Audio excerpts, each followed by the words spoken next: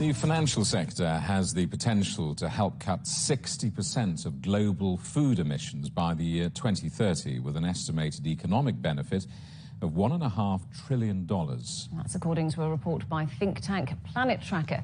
It gathered data from 400,000 companies across 160 countries, including food giants such as Nestle, McDonald's and Walmart. It says progress needs to be made in traceable supply chains, halving food waste, defunding deforestation and encouraging regenerative farming. Well, let's talk to Peter Elwin, who's the Director of Fixed Income and Head of Food and Land Use Programme at Planet Tracker. Welcome, Peter. So, firstly, how does the food industry contribute to carbon emissions? How big is the problem? Thanks for having me. Yeah, the problem is really significant. I mean, the food system contributes about a third of humanity's GHG footprint, and also is a significant source of pollution, including plastics and nitrogen and various other sort of chemicals. So it's a very significant source of harms.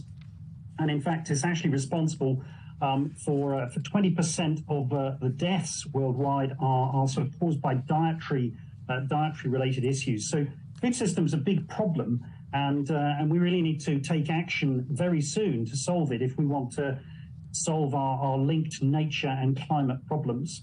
So when it comes to taking action, where are the main areas where they can improve? Now, that's a good question. I mean, the financial markets, which we focus on as a think tank, they've got about $8.6 trillion invested in the food system. A lot of that capital is invested in the downstream end, so it's invested in the retailers and the manufacturers and the food service companies. But the actual harms, of course, tend to be taking place at the upstream end. It's amongst the producers. It's the sort of big cattle farmers and organizations like that are causing a lot of the serious harms, causing the deforestation. You were talking about Bolsonaro in Brazil earlier.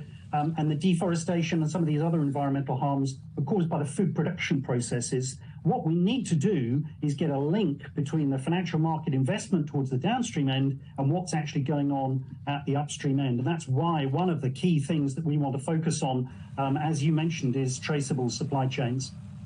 So how can the financial sector in practice do this?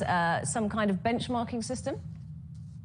Well, I think benchmarking is helpful, but I think it's actually much more important they really get sort of stuck in and engage with companies on an individual basis. As I say, 8.6 trillion of funding invested in the system. That's a very serious amount of capital. The revenues the food system is generating, we think they're about 20% of global GDP. So there's a lot of financial exposure there. There's a lot of opportunity as well. And what we'd like to see financial institutions do is actually engage with individual companies, meet the management, ask the questions, and if necessary, start charging more to companies that are not acting in a sustainable way, and also offering beneficial financial terms to those companies which are actually moving in the right direction, because that's where the investment gains will be held. But charging more to companies, I mean, companies are having to put food prices up anyway. We're seeing rising food prices in many countries. Aren't we going to end up seeing this cost passed on to consumers who are perhaps already struggling to pay for these rising food prices? Yes, well, I think that's a really good question, and that's clearly something everybody's sort of very concerned about. But the food system wastes about a third of the food, so roughly a third of the sort of protein and calories that starts its journey at the beginning of the food system never actually makes it into the mouths of the people it should feed. So simply increasing the food system's efficiency would almost certainly drive down prices. Cutting the amount of pollution is another source of cost. That would also make the system more efficient and allow for prices to be cut. Making sure farmers are paid fairer prices and the profits are distributed sort of more evenly across the system would also build resilience. And again, that would allow prices to come down. So we think the actions that financial institutions can take in this context would actually have a really beneficial effect on consumers from a price perspective, as well as on the planet and on our health and well-being.